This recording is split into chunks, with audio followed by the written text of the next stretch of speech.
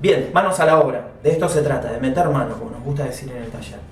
Indistintamente de que si es tu primera experiencia con técnica decorativa o ya tenés alguna experiencia y en algún otro momento has estado en contacto con cualquiera de las técnicas que vas a ver acá, tranquilamente podés iniciar practicando en pequeños tramos de tabla o en cosas que no tengan tal vez algún valor de tu interés o que no sea directamente el objeto a restaurar. Eso te va a permitir tomarle la mano, entender cuáles son tal vez las dificultades, lo que más te cuesta a vos personalmente, pero simplemente es para tomar una pequeña práctica antes de encarar ese proyecto en el que estás empezando. Ahora, tranquilamente podés iniciar y tranquilamente podés tolerar ese error o esa diferencia respecto de la técnica tal cual debería ser, porque muchas veces de esos errores, de esas pequeñas desviaciones de la técnica, es cuando se descubren cosas nuevas. Simplemente hay que estar abierto de mente y estar preparado a que muchas veces sucede algo diferente a lo que estamos viendo. Muchas veces de la mano de que somos ansiosos y metemos mano y no practicamos. Pero bienvenido el error, de esto se trata muchas veces el trabajo de reciclar, de aprender del error y de incorporarlo como detalle, como aspecto definitivo. Porque muchas veces enriquece muchísimo más visualmente el error que la técnica pura y perfectamente realizada. Como te decía, lo primero que vamos a hacer es trabajar con una aguada. Ya la desarrollamos en alguno de nuestros otros cursos, pero la aguada es una de las técnicas más ricas y más difundidas que existen en técnica decorativa. ¿Por qué? Principalmente porque existen como base para cualquier pátina posterior. Muchas veces sucede que tenemos maderas crudas y si bien podemos hacer una aguada con alguna tinta especial color madera, muchas veces le agrega extremadamente muchísima riqueza visual darle una aguada de algún tono específico. Tranquilamente podemos dárselo con la pintura que querramos, preferentemente ya trabajamos con pinturas al agua, estamos evitando usar las pinturas al solvente porque obviamente sus tiempos de secado, los olores y en algunos casos algunas pinturas al solvente, o bueno, dependiendo de la técnica que se vaya a usar, dificultan la técnica que haya que hacer a posteriori, después la que sigue, con la que lo vamos a combinar. Entonces simplemente vamos a usar pinturas al agua. Como te decía, acá tenemos pinturas al agua, en este caso pintura a la tiza, pero pueden ser látex, pueden ser acrílicos, base acuosa. Nos vamos a concentrar en pinturas en base acuosa, ya que son de pigmentos extremadamente ricos, decorativos y demás, secan rápido, no eliminan olores o por lo menos olores molestos. En algunos casos hay aromas, pero simplemente es un leve olor a pintura y no mucho más.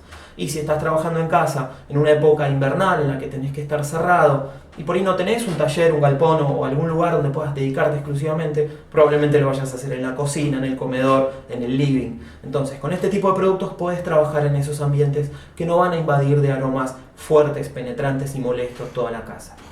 En este caso te decía pintura a la tiza, me voy a inclinar por este color turquesa que me gusta mucho, es muy intenso, es un color muy atractivo. También tenemos este color aqua, verde aqua, depende como lo quieras llamar, colores muy interesantes. La gama de colores que traen las pinturas a la tiza hoy en día es realmente muy rica, ya no se quedan solamente en esa gama de paleta de colores de simplemente 6-7 colores, sino que han podido potenciar y magnificar su paleta de colores, su riqueza visual. La aguada básica, clásica, es simplemente mezclar aproximadamente 50% de pintura con 50% de agua, su solvente en este caso. Lo que yo recomendaría es hacerlo como máximo 50 y 50. Muchas veces es recomendable, dependiendo de la marca o lo espeso que sea el producto que hemos adquirido, tal vez un poco más de solvente. ¿Por qué? De la mano de cuán disuelta esté nuestra pintura, va a ser la capacidad cubritiva que va a tener sobre ese objeto. Si nosotros tenemos mucho pigmento, mucha pintura y poca agua, va a cubrir mucho. Y muchas veces, por no decir el 100% de las veces, es conveniente sumar que restar, simplemente por los tiempos que implica. Si yo aplico una capa de pintura de una aguada que cubrió demasiado y yo quería que cubra menos, simplemente voy a tener que esperar que seque o acelerar el proceso de secado y lijar. Tengo que volver para atrás porque quiero descubrir algo de esa cobertura que me aplicó. Simplemente sucede eso, que termina siendo más fácil sumar que restar. Sumar es simplemente y extremadamente fácil. Directamente aplico otra capa. Espero que seque minutos, que la madera o la base empiece a absorber y encima de eso aplico otra capa.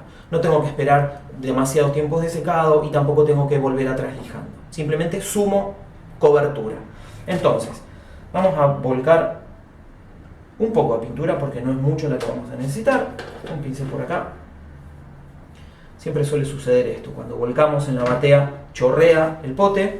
Y acá una recomendación para no mancharnos es, apenas terminamos de volcar el pote, simplemente lavarlo, pasarle un trapo húmedo, inclusive en nuestras manos nos va a ayudar a tener una facilidad y limpieza del trabajo posterior. Simplemente tener trapo a mano como tip es uno de los mejores consejos que te podemos dar. O simplemente estar cerca de una bacha, de una pileta en la que puedas lavar los elementos. O, como tengo yo acá, simplemente un recipiente, un pote, donde una vez que termino de usar el pincel, lo vuelvo a sumergir para que rápidamente esté en el solvente y lo pueda lavar más tarde. No tenga que ir corriendo a lavarlo, porque las pinturas, no importa qué base tengan, solvente, acuosa y demás, una vez que seca la pintura, recuperar el pincel con pintura seca es mucho más complejo que simplemente dejarlo en su solvente y limpiarlo. Entonces, un poco de pintura y vamos a poner aproximadamente, y esto es a ojo, no hay que concentrarse en que sea una fórmula química, aproximadamente un 50% de agua. O sea, cantidades iguales. Incluso podría ser un poco más de agua que de pintura, que va a estar muy bien. Cuando trabajamos con pinturas a la tiza, las pinturas a la tiza suelen tener gran cantidad de componentes sólidos y decantan cuando la disolvemos por demás. Entonces simplemente es tener la precaución y la constancia de agitar constantemente a medida que empecemos a aplicar. O sea, aplico un poco, vuelvo y agito. Aplico otro poco, vuelvo y agito. Acá lo que voy a hacer es agregar un poco más de agua. Porque prefiero esto que me quede pasado de disolución y sumar en el llegado del caso de que quiera cubrir más, a esperar a que seque y volver para atrás. Cuando trabajamos con las pinturas, con las técnicas de aguada, no nos vamos a preocupar demasiado en ser extremadamente prolijos. Nosotros simplemente tenemos que embeber toda la superficie, cubrirla por completo. Llegado el caso de que haya chorreaduras y demás, simplemente no cargamos el pincel y seguimos extendiéndola, que la madera va a ir absorbiendo, ¿sí? Cuando la base sea absorbente, como es este caso. Siempre que nosotros querramos iniciar nuestro trabajo de pintura, siempre recuerdo lo mismo, conviene mojar la cerda del pincel y no retirarla e ir directamente al objeto como lo tenemos acá, chorreando. ¿Por qué? Porque voy a chorrear todo, voy a ser muy sucio en mi forma de trabajar y no es el ideal.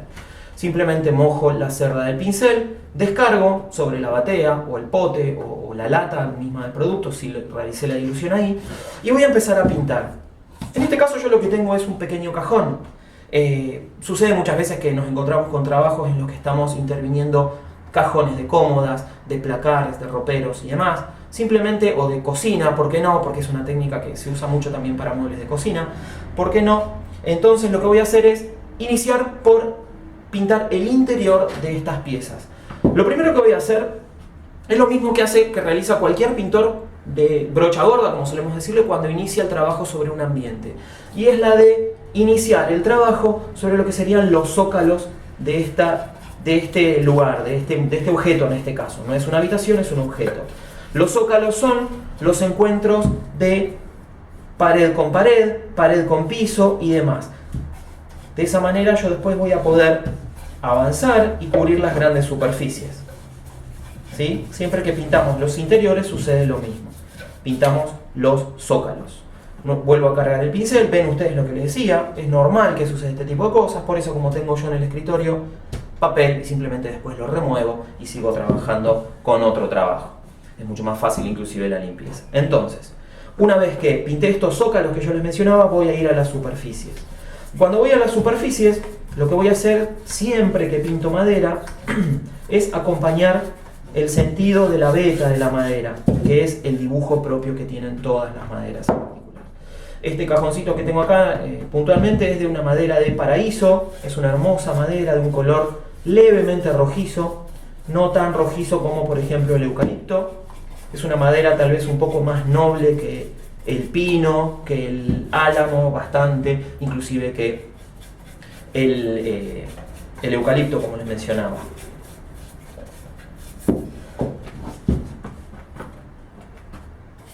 Noten ustedes esto, estoy trabajando con aguadas, voy a manchar bastante mi lugar de trabajo. Siempre es recomendable tener algo sobre lo que manchar, algo sobre lo que salpicar, si se quiere.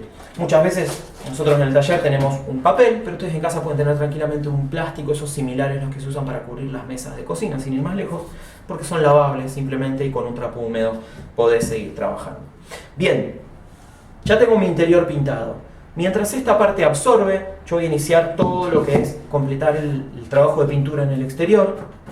Y acá es donde van a notar ya un poco más claramente que en el interior, o tal vez en la cámara no se vea de la mejor manera, es ver cómo las diferentes vetas de madera absorben de manera distinta este pigmento que yo le estoy aplicando.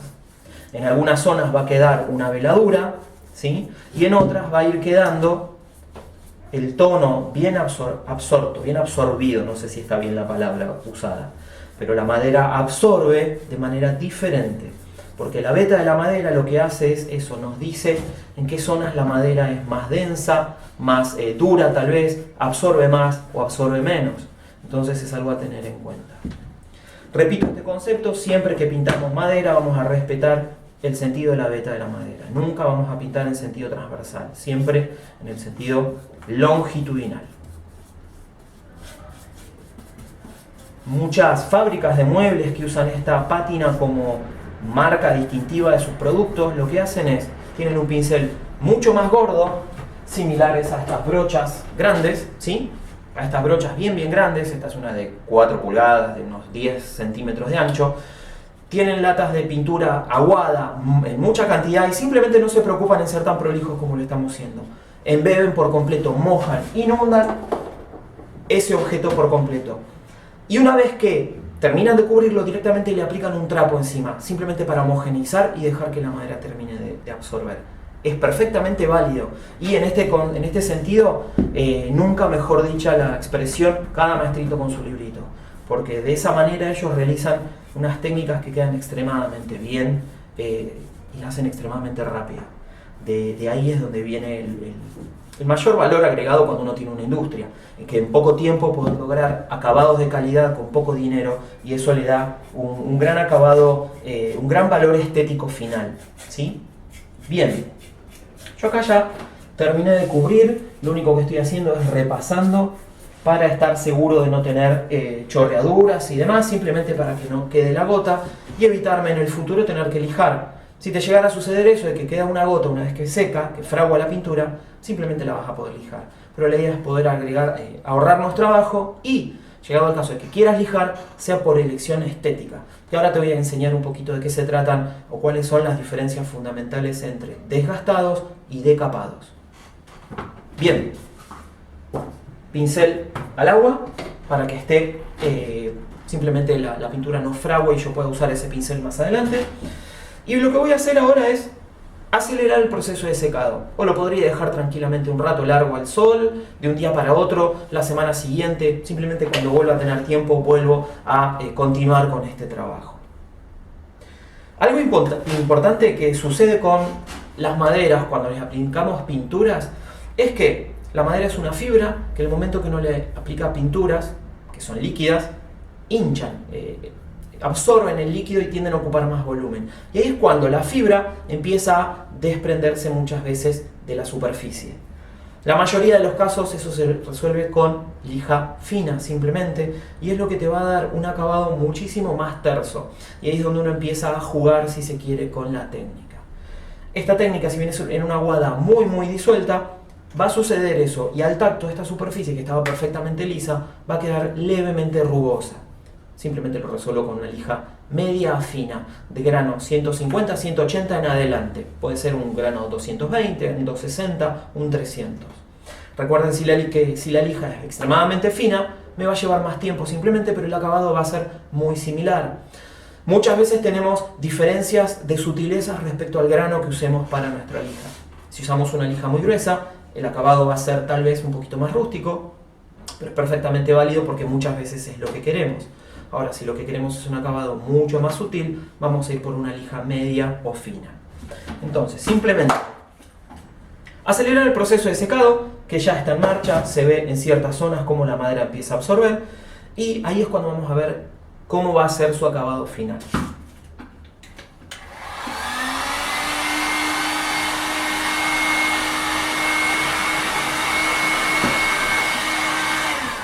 Noten acá con qué velocidad yo sequé esta, por lo menos sequedad al tacto. Puedo seguir trabajando, no es el secado definitivo, pero noten la diferencia entre la pintura seca, que ya tiene prácticamente su aspecto final, simplemente falta que oscurezca donde más líquido había absorbido, y donde está todavía húmeda.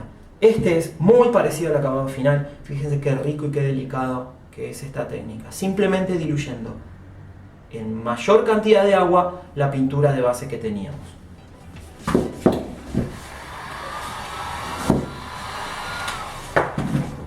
Lo que les mencionaba, fíjense acá que me quedó una gota.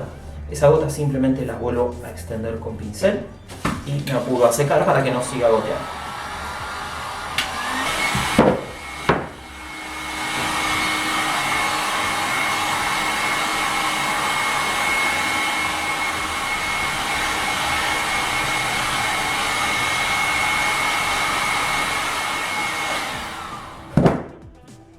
Bien.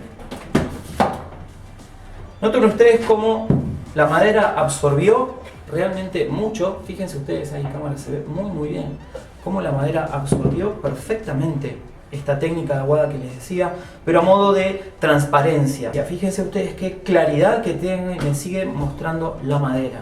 Acá obviamente tenemos diferencias en forma de absorber, donde hay nudos, donde hay vetas, donde hay maderas menos densas que las demás, pero simplemente eso es la riqueza, eso constituye la mayor riqueza visual de esta técnica.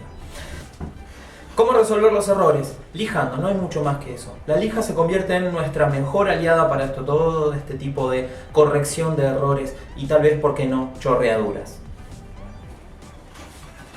Acá podemos ver cómo está ya seco por completo y cómo la madera ha absorbido de manera muy diferente, dejando entrever la veta, cómo la diferencia de densidad de esas maderas absorbe de una manera muy diferente y le da una riqueza visual realmente muy extraordinaria, y sobre todo simula algo que nos gusta mucho en decoración, y es el paso del tiempo. Pero simplemente para poder lijar suave y darle ese acabado terso, porque la madera, una vez que absorbió la pintura, simplemente se pone algo rugosa. Creo que se escucha en el micrófono, algo rugosa. Lo único que vamos a hacer es lijar muy suavemente. Algo importante siempre que trabajamos con lija es que ustedes tengan presente de que vamos a lijar en el mismo sentido en el que aplicamos la pintura, o sea, en el sentido de la veta de la madera. Es decir, respetando estos dibujos, estas vetas, precisamente eso es lo que es veta, y la veta se da por una diferencia de densidad en la madera. Donde la veta absorbe más es donde era más blanda, tal vez menos densa, que donde absorbe menos, que era más densa y más cerrada. Entonces acá simplemente suave. Recuerden que yo estaba solamente corrigiendo esos errores de salpicaduras. Ahora lo que voy a hacer es intensificar un poco para que ustedes vean qué pasa si yo sigo lijando. Empiezo a aflorar y a sacar pigmento de ciertas zonas y se va a ver bastante más de la madera original que había abajo en su color natural, porque voy a sacar el pigmento.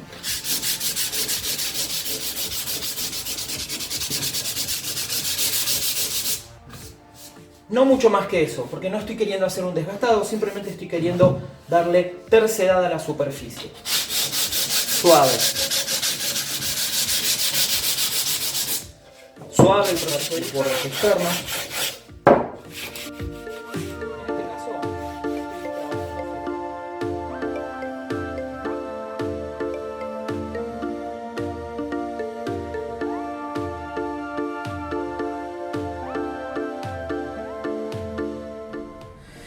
Algo importante, nosotros acá tenemos un cajón pequeño, ¿sí?, donde el interior de nuestra mano tal vez sea algo dificultoso ingresar. Lo podemos lijar de todas maneras, pero por ejemplo, si estuviéramos haciendo este trabajo en el interior de unos cajones de cocina, ¿por qué no?, de un bajo mesada, al ser más bajos, tener bocas más anchas y perfiles sobre todo más anchos, tranquilamente lo podemos lijar y podemos darle ese mismo efecto en el interior y lograr acabados realmente extraordinarios, con muchísima calidad. Claramente después lo que vamos a hacer es proteger, aplicar una laca, tanto en el interior como en el exterior. Las lacas de protección principalmente las vamos a aplicar sobre las aguadas, más que nada porque las aguadas no obturan por completo el poro de la madera, no cierran por completo su superficie. Mucho menos si lo que hicimos después de que secó la aguada es lijar, ese poro queda abierto. Y llegado el caso de que tal vez una gota de aceite, una gota de pintura o cualquier otro producto líquido o grasoso caiga sobre esta superficie, se va a absorber y va a quedar la mancha y la veta.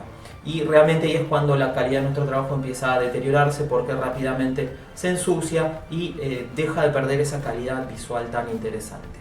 Opciones de lacas hay muchas. Obviamente hay lacas al agua, es lo más conveniente, no tienen aromas, secan realmente muy rápido, tenemos acabados mates, semimates, satinados, brillantes, o sea, hay una posibilidad de elección muy grande. Vamos a usar una laca nosotros al agua, mate precisamente, simplemente para proteger nuestro trabajo en dos sentidos. El roce, o sea, la fricción, el uso que le vayamos a dar a este objeto, y en segundo lado, al sellado del poro, para que cualquier otro líquido o materia grasa que caiga sobre esta superficie no se absorba. Inclusive tenemos que ser cuidadosos porque la grasitud propia de nuestras manos, la natural que tenemos todos sobre nuestra piel, muchas veces mancha y deteriora de una manera muy rápida cualquier superficie o acabado, cualquier objeto que se manipula frecuentemente, y muchas veces los notamos tal vez en las puertas, en las manijas de los cajones, en esas superficies que son tocadas con nuestras manos muy frecuentemente. Bien, ya dejamos secar unos minutos, un buen rato, le aplicamos algo de calor, la aguada que aplicamos ya está lista para recibir su laca de protección. En este caso voy a usar una laca de protección mate, porque a mí me interesa que se respete este aspecto completamente sin brillos, que no da tanto la sensación de ser algo nuevo. Muchas veces sucede esto, cuando aplicamos lacas brillantes, el aspecto de los objetos es nuevo, más allá de que siempre que hacemos un trabajo de pintura el aspecto queda de nuevo. Pero en este caso, como a mí me interesa conservar esa atemporalidad de mi objeto, voy a optar por o satinadas, o semimates, o inclusive mates. En este caso, laca mate, 100%, no tiene brillos, es al agua, no da olor, y es un producto realmente muy recomendable. Pincel nuevo. Vamos a embeberlo. Obviamente es un producto lechoso, blancuzco. No voy a ir con toda esta chorreadura sobre el objeto. Simplemente lo descargo, ¿sí? Y ahí ya estoy en condiciones de empezar a aplicar. Muy importante a tener en cuenta, siempre que aplique la laca la voy a aplicar igual que cualquier pintura, respetando el sentido de la veta de la madera. Y voy a iniciar obviamente por el interior. ¿Por qué el interior? Porque como voy a guardar objetos, si yo no le aplicara protección se va a manchar realmente muy rápido y se va a deteriorar muy rápido. Y después, sobre todo a la hora de realizar algún trabajo de limpieza sobre el interior de un cajón, como les decía, el interior de un cajón de cocina, va a ser mucho más engorroso y nunca va a quedar limpio realmente, siempre va a quedar ese roce o esa mancha. Entonces, aplicamos de la misma manera. En los zócalos, ¿sí?, para asegurarnos de que cubra muy bien. Y una vez que hago todos los encuentros de pared y piso, pared y pared, ¿sí?, me voy a dedicar completamente a lo que sería la aplicación en las superficies más grandes. Precaución de descargar el pincel cada vez que estamos aplicando para que no se produzcan chorreaduras.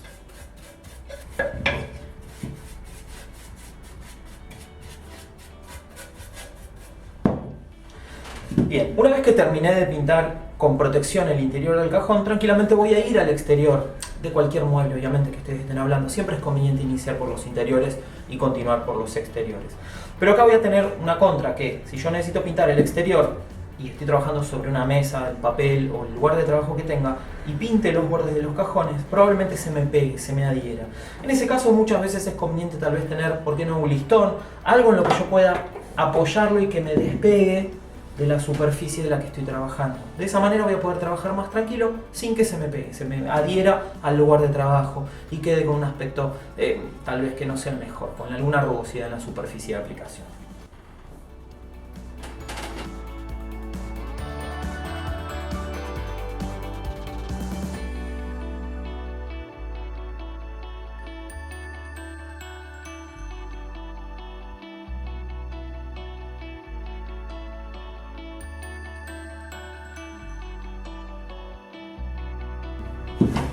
Vuelvo a girar, vuelvo a poner sobre la tablita, detalle de la tablita esa.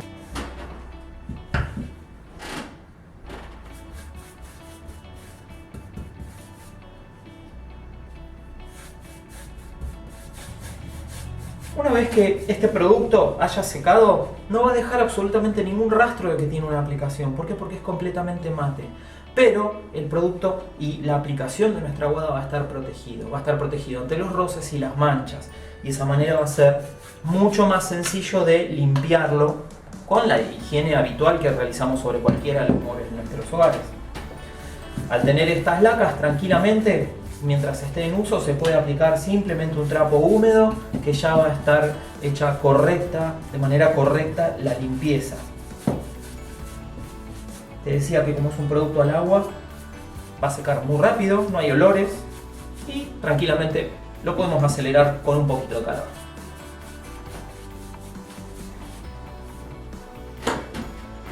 Pincel al agua y a secar.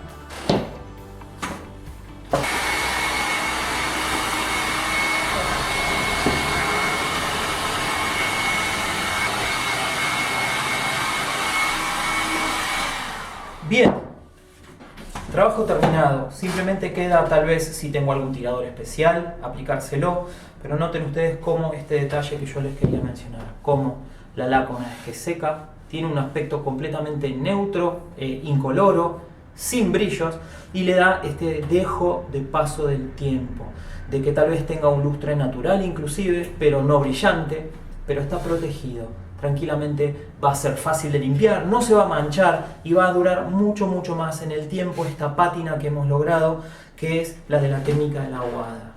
Muy difundida, una de las más usadas a lo largo del tiempo, una de las más sencillas, básicamente es simplemente agua y pintura en partes iguales o tal vez un poco más. Pero en este sentido les quiero aclarar algo. Jueguen, diviértanse, tranquilamente jueguen con las proporciones de dilución que le aplican a esa pintura para ver qué matices logran, qué distintos tipos de veladura o transparencia van logrando, y de esa manera hacer sus trabajos mucho más entretenidos. Organizo la mesa y en el próximo video te voy a estar mostrando otra técnica de las ultra sencillas en las que en muchos casos no hace falta ni siquiera pintar, que es la de los desgastados. Acomodo la mesa y estamos con el siguiente tema.